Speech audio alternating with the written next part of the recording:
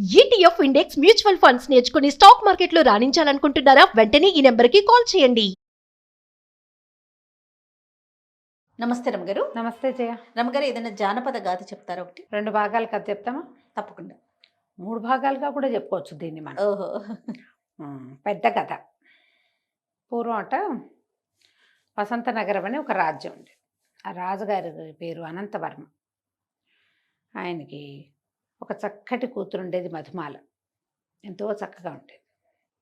అయితే ఏమైందట, ఒకనాటి రాత్రి ఒక కుర్రాడు రాజభవనంలో పట్టుకున్నారు కుర్రాన్ని పట్టుకుని తీసుకొచ్చేసరికి అక్కడ సర్వసైన్యాధ్యక్షుడు ఒకడున్నాడు, చాలా గట్టివాడు, వీరవర్మ. కుర్రాడు అతను కూడా. ఈ పట్టుబడిన కుర్రాన్ని తీసుకొస్తే తీరా చూస్తే వాడెవడు, వీళ్ళ ఆస్థాన వైద్యుడైన గోవింద శర్మ గారి కుమారుడు. ఓహో. వాడి పేరు ముకుందుడు. వీడు గ్యారంటీగా దొంగతనానికే వచ్చాడని అరిచారు. వీడు ఒప్పుకోలే. ఆ ముకుందుడు అన్నవాడు, కాదు నేను దొంగతనానికి రాలేదు, నేను రాజకుమార్తె కోసం వచ్చాను అన్నాడు. అనేసరికి వీళ్ళంతా నిర్ఘాంతపోయారు. రాజకుమార్తె కోసం రావటం ఏమిట్రా నీ బొంద అంటే, ఈ సైనికులు ఒకరిద్దరు చెప్పారు, ఈయన మామూలు వాడు కాదండి, కొంచెం వెర్రైనా, చూడ్డానికి అందంగా బ్రహ్మాండంగా 6 అడుగులు ఉన్నాడు, కానీ అమాయకుడు, వెరుబాగులు వాడు, ఏదో నోటుకొచ్చినట్టు మాట్లాడతాడు, వాళ్ళ నాన్నగారిని పిలిచి అప్పచెప్పేసేయండి, వీడికి నేనేమి పరీక్షించద్దు, ప్రశ్నించద్దు అంటే వీళ్ళు ఊరుకోల. రాజకుమార్తె కోసం వచ్చాననగానే రాజుగారికి ఒళ్ళు మండింది, సైన్యాధ్యక్షుడికి ఇంకా ఒళ్ళు మండిపోయింది. ఆ సైన్యాధ్యక్షుడికి ఆ రాజకుమార్తెను పెళ్లి చేసుకుని ఈ రాజ్యానికి రాజైపోదామని ఉంది వాడికి. నా అంత సమర్థుడిని నేనే, వీడొచ్చి రాజకుమార్తె కోసం వచ్చానని చెప్తే ఎట్లా? పైగా వీరవర్మ సామాన్యంగా బలిష్ఠుడు, ఎత్తైనవాడు. ఈ ముకుందుడు మహాందగాడు, వాడు 6 అడుగులు ఉన్నాడు, చక్కగా ముట్టుకుంటే మాసిపోయేలాగా ఉన్నాడు, ముక్కు మూతి నవ్వు అన్నీ బాగుంటాయి. వాడు ఒక 5 నిమిషాలు మాట్లాడాక ఏమిటి వీడు తేడాగా ఉన్నాడు అనిపిస్తుంది. అమాయకుడు అనమాట అతను. అదేలేండి. వీళ్ళిద్దరికి, రాజుకి సైన్యాధ్యక్షుడికి ఇద్దరికి ఒళ్ళు మండిపోయింది. ఒక చెంపకాయ పీకారు, కొట్టారు. రాజకుమార్తె కోసం రావడం అంటే, రాజకుమార్తె అంటే నాకు పంచప్రాణాలు, మేమిద్దరం అప్పుడప్పుడు కలుసుకుంటున్నాము, రాజకుమార్తె కూడా నేనంటే ఇష్టం, వాళ్ళప్పుడెప్పుడో నేను వచ్చినప్పుడు ఆమె నవ్వింది, తర్వాత మేమిద్దరం మాట్లాడుకున్నాం అని చెప్పాడు. దీనికి పూర్వభాగం ఏం జరిగింది, గోవింద శర్మ గారు ఆస్థాన వైద్యుడు. రాజకుమార్తెకి మొహం మీద మొటిమలు వస్తాయి, ఏదైనా ఇబ్బంది వస్తుంది, చిన్న జ్వరం వస్తుంది, ఎప్పుడూ ఆయనే వైద్యం చేసేవాడు. ఈ రాజుగారి దగ్గర వచ్చేటువంటి చిన్నపన్న సమస్యలన్నిటికీ ఆయనే వైద్యం. ఆయన రోజు రాజాస్థానానికి వెళ్ళి కూర్చునేవాడు. ఈ ముకుందుడు ఈయనకి లేక కలిగిన కొడుకు. వాడు చూపులకి బాగున్నాడు కానీ పిల్లవాడు అమాయక ప్రాణి. వాళ్ళ నాన్న గట్టి వైద్యుడే కానీ వీడికి ఆ వైద్యము పట్టుబడల, పెద్దగా చదువేది రాల. వీడికేవో చిన్న పొన్న చిట్కా వైద్యాలు చేయటము అలాంటివి నేర్చుకున్నాడు. ఏదైనా దెబ్బ తగిలితే దానికి మందేయటం, అంతే తప్పిస్తే వాళ్ళ నాన్నలాగా అదేదో అద్భుతమైనవి నాడి పట్టుకుని చెప్పటాలు అవి ఏమీ లేవు. పైగా 2-3 నిమిషాలు మాట్లాడాక ఒక విచిత్రమైన ధోరణి వచ్చేస్తుంది వాడికి. కొంతమంది ఉంటారు కదా అట్లా తెర్రగా ఉంటారు, పట్టిన కుందేటికి 3 కాళ్ళు అంటారు. నవ్వుతాడు, ఆ నవ్వు తీయడు మొహం మీద నుంచి. ఆయన ఎప్పుడూ తన కొడుకుని రాజుగారికి చూపించాల. వాళ్ళ భార్య ఏమనేది, లేక పుట్టిన పిల్లాడు, వెరివాడో గొర్రివాడో ఎట్లా గోట్లా చూడ్డానికి బాగానే ఉన్నాడు కదా, పెళ్లి చేస్తే పిల్ల జల్లా పుడతారు, నువ్వు ఎటాగో సంపాదిస్తున్నారు, మీరు కాస్త జాగ్రత్త పెట్టి వాడికి అప్పచెప్తే వాడి భార్య పిల్లలు ఇల్లు నడుపుకుంటారని భార్య కొడుకుని ఏమీ అననిచ్చేది కాదు. అయితే ఈ ముకుందుడికి చుట్టుపక్కల గ్రామాలన్ని చోట్ల స్నేహితులు ఉన్నారు. వీళ్ళు ఎవరింటికైనా వెళ్ళినప్పుడు వాళ్ళు ఏమన్నా, వాళ్ళు రాజభవనం ఎలా ఉంటుందని వీడిని అడిగేవాళ్ళు. వీడికేం తెలుసు, వాళ్ళ నాన్న తీసుకెళ్ళడు వాడిని. నేను వెళ్ళలేదంటే, అదేమిటి నువ్వు రాజవైద్యుడి కొడుకువి, అక్కడే ఉంటావు, నువ్వు ఎందుకు వెళ్ళలేదు అంటే, వీడు ఒక ఛాలెంజ్ కింద తయారైంది. ఇక రోజు వాళ్ళ నాన్నని పీడించేవాడు, నన్ను ఆస్థానానికి తీసుకెళ్ళు అని. వాడి అబ్బాయికి బట్టలు బాగా వేసుకోవటం కూడా చేత కాదు, ఏదో విచిత్రమైన రంగులు వేసుకుంటాడు, పూర్తిగా తేడానే. ఆయనకేంటంటే కుర్రాడు మామూలుగా లేడంటే పరువు పోతుంది. అవును కదా, అందుకని తీసుకెళ్ళదలుచుకోవాలి. మామూలుగా మొదటి చూపుకి తెలియదు, కాసేపు మాట్లాడాక అర్థమవుతుంది. ఆయన వద్దని ఈ కుర్రాడు తీసుకెళ్ళు అని. సరే, ఒకనాడు ఆయన రాజాస్థానంలో ఏదో విశేషం ఉన్న రోజున రాజు పరివారం అంతా కూడా సభలో ఉండే రోజున కొడుకుని వెంబడి పెట్టుకెళ్ళాడు. 4 చూస్తాడని వాడు వెళ్తూ ఉంటేనే ఉండి ఉత్సాహం పట్టలేక ఒక మొగ్గేయటం, అందరూ చూడడం, ఆయన కేకలేయటం, వెళ్ళి సభలో కూర్చున్నారు. అయితే ఈ రాజుగారి పక్కన కూర్చున్నటువంటి రాజకుమార్తె దృష్టి ఈ కుర్రాడి మీద పడింది. వీడు వెర్రివాడని అమ్మాయికి తెలియలే. అటు ఇటు చూస్తోంది. కుర్రాడు ఒక 24-25 ఏళ్ల వాడు. ఆడపిల్లల్ని చూస్తే ఆకర్షణ వస్తుంది ఆ వయసుకి. వాడు ఆ అమ్మాయికి వేసి చూడడం మొదలుపెట్టాడు. ఈ ముకుందుడు కూడా కాసేపు చూశాక ఆ అమ్మాయి కళ్ళార్పి నవ్వింది. ఉత్సాహం వచ్చింది. మెల్లిగా ఒకసారికి నవ్వులు పెరిగినాయి. ఇక ఇంటికి వచ్చేసరికి ఒక డల్గా అయిపోయాడు. ఓ పూటంతా నిశ్శబ్దంగా ఉన్నాడు. ఆ రాజస్థానం చూసి పిల్లాడేదో ఇదయ్యాడని వీళ్ళు అనుకున్నారు. ఆ మర్నాడు నేను మళ్ళీ వస్తానన్నాడు. అంటే తండ్రి ఒప్పుకోవాలి. ఎందుకు నువ్వంటే రాజకుమార్తెను చూడడానికి వస్తానన్నాడు.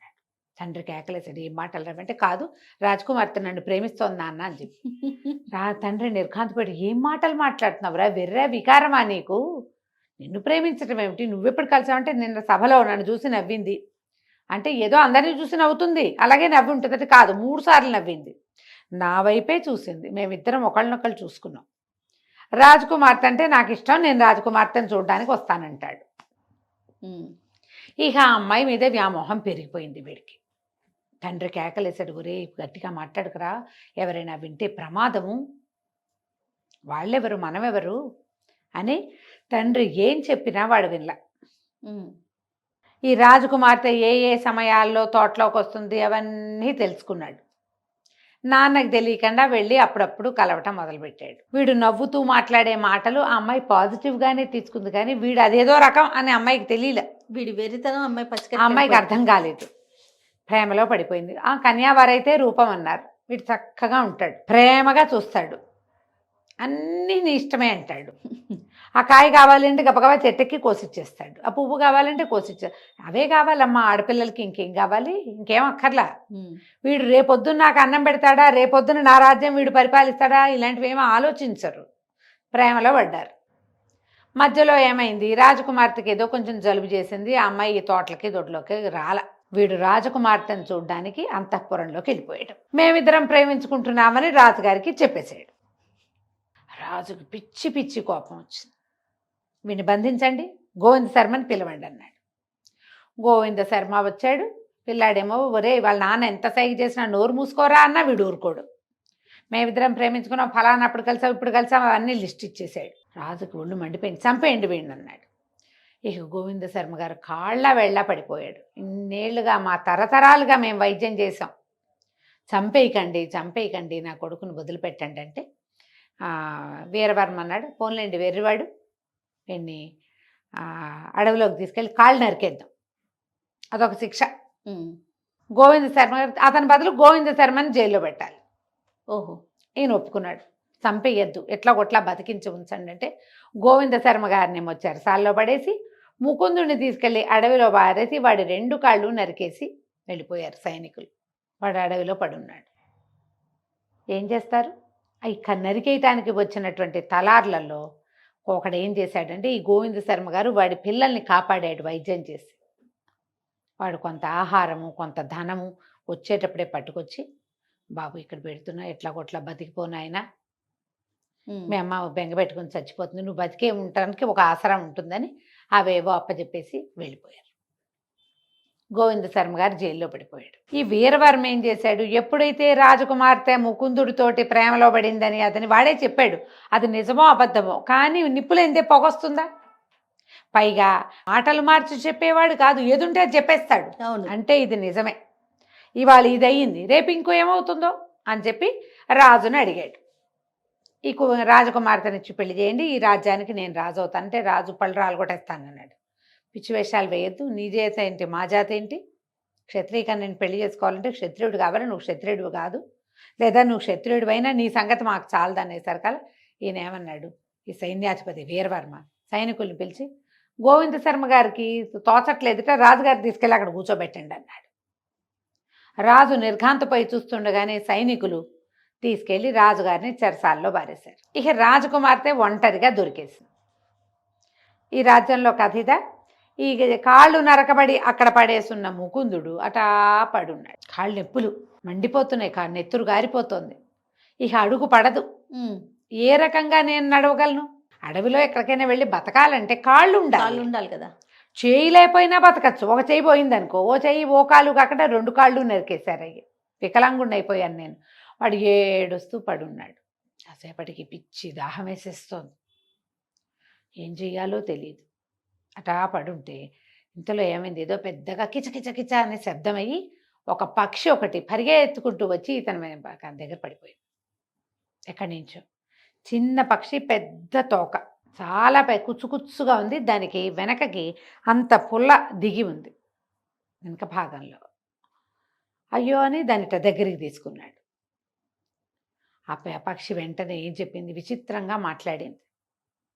నన్ను రక్షించు, నన్ను రక్షించు, నీకు సహాయం చేస్తాను, 2 వేటగాళ్ళు వస్తున్నారు, వాళ్ళ నుంచి నన్ను రక్షించు అనగానే అబ్బాయి ఏం చేశాడు, వీడికి చిన్న చిన్న వైద్యాలు తెలుసు కదా, ఆ పుల్ల లాగేసి విసిరేశాడు. విసిరేసి కాస్త అటు ఇటు చూస్తే ఏవో 2-3 ఆకులు కనపడ్డాయి. డేక్కుంటూ మెల్లిగా ఆకులు తీసుకొచ్చి నలిపి ఆ పక్షికి ఎక్కడైతే దెబ్బ తగిలిందో, పుల్ల లాగేశాడుగా, అక్కడ పెట్టేసి దాన్ని గట్టిగా అదం పెట్టి ఆ పక్షిని ఇట్లా తన బట్టల్లో దాచుకుని పొదల చాటుకి మెల్లిగా డేక్కుంటూ వెళ్ళి ఒక పొద చాటును కూర్చున్నాడు. 2 వేటగాళ్ళు వచ్చారు అక్కడికి. ఇక్కడే ఎక్కడో పడిందిరా, ఎక్కడ ఉంది అని వెతకడం మొదలుపెట్టారు. ఎంత వెతికినా వాళ్ళకి కనపడ్డా. ఇంతలో ఏమైంది, ముకుందుడు వెర్రివాడంటే ఒక తెంపర్తనం ఉంది కదా వాడికి. వీడు ఏ పొదలో దాక్కున్నాడో ఆ పక్కన ఒక పొట్ట ఉంది, అందులోంచి ఒక పాము వస్తుంది బయటికి. వీడు ఏం చేశాడు, చటుక్కున ఆ పాముని పట్టుకుని ఆ అక్కడ తిరుగుతున్న ఆ వేటగాళ్ల వైపుకి విసిరేశాడు. ఎప్పుడైతే విసిరేయబడిందో ఆ పాము బుస్సు అనేసరికల్లా వేటగాళ్ళు 2 కంగారు పడి, అబ్బో ఏదో పుట్ట చేదిరినట్టుంది, పద పద ఇక్కడ ఉండుండదు పిట్ట అని వాళ్ళిద్దరూ అవతల పారిపోయారు. ఈ బట్టల్లో నుంచి ఆ పిట్టను బయటికి తీస్తే ఆ పిట్టను అడిగాడు, ఎవరు నువ్వు, ఇదేంటి ఎట్లా మాట్లాడుతున్నావు, నీకు మాటలు ఎట్లా వచ్చు అంటే, నాకు చాలా విషయాలు వచ్చు, నాకు 200 రెట్లు బరువున్న వస్తువుని కూడా మోయగలను, అందుకని వీళ్ళు తమ దగ్గర ఉంటే వీలుగా ఉంటుందని వాళ్ళు నన్ను పట్టుకోవటానికి ఈ పని చేశారు.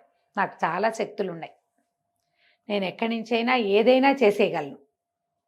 పట్టుకోవటం కోసం చిన్న పుల్ల విసిరారు, అదేమో డొక్కల్లో దిగింది, నువ్వు వేసిన మందు వల్ల అది తగ్గిపోయింది, చెప్పు నీకేం సహాయం చేయమంటావు అంటే, నాకు దాహం వేస్తోంది అన్నాడు. అనేసరికల్లా ఈ పక్షి అంది, ఇక ఈ మొక్కల్లో చూడు, ఏదైనా ఒక ఆకుతో చిన్న దొప్ప చేసి నా ముక్కుకు తగిలించు, నేను నీకు నీళ్లు తెచ్చి పెడతాను. ఇతను ఆకుని ఇట్లా దొప్పలాగా చేసి చిన్నగా ఒక పుల్ల పెట్టి కుట్టేసి ఆ పక్షికి ఇచ్చాడు. అది రివ్వున ఎగిరి ఎక్కడికో వెళ్ళి దాని నిండా ఇట్లా నీళ్లు ముంచి తీసుకొచ్చింది.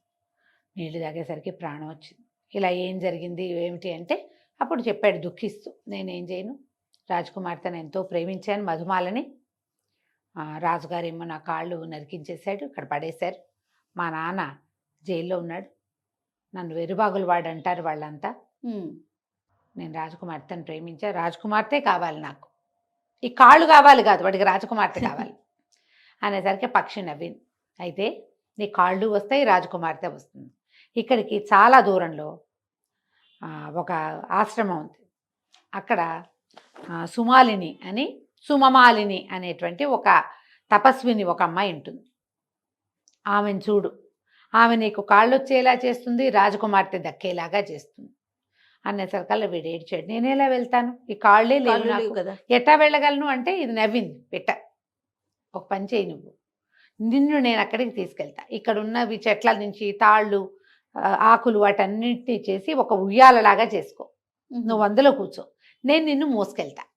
అదే 200 రెట్లు ఎక్కువ మోయగలదు కదా, నేను మోయగలను నేను నిన్ను అక్కడికి తీసుకెళ్తాను, ముక్కుతో పట్టుకుని తీసుకెళ్ళిపోతా అంటే, వీడు ఏం చేశాడు, మెల్లిగా అక్కడున్న ఆకులు అలములు అవన్నీ ఇది చేసి తన కాళ్ళకి వేసి కట్టుకున్నాడు. నెత్తురు గారటం ఆగింది, ఒక రవ్వ నొప్పి తగ్గింది. మెల్లిగా డేకి ఈ అడవి తీగలు లతలు ఉంటాయి కదా, ఆ తాళ్ళన్నీ లాగి తను కూర్చోటానికి ఒక దున్నె లాంటిది తయారు చేసుకున్నాడు, జోల్లాగా. ఈ జోలిలో కూర్చోగానే ఈ పక్షి లేచి దాన్ని ఇట్లా ముక్కుతో లేవదీసి తీసుకుపోయి ఒక ఋష్యాశ్రమం దగ్గర దింపింది. ఆ ఋష్యాశ్రమంలో దిగిన ఈ ముకుందుడు, కాళ్ళొచ్చాయా, రాజకుమార్తె దక్కిందా, ఈ ఋష్యాశ్రమంలో ఎవరున్నారు మనం వచ్చే భాగంలో తెలుసుకుందాం. తప్పకుండా రమ్మగారు. నమస్తే. నమస్తే జీ.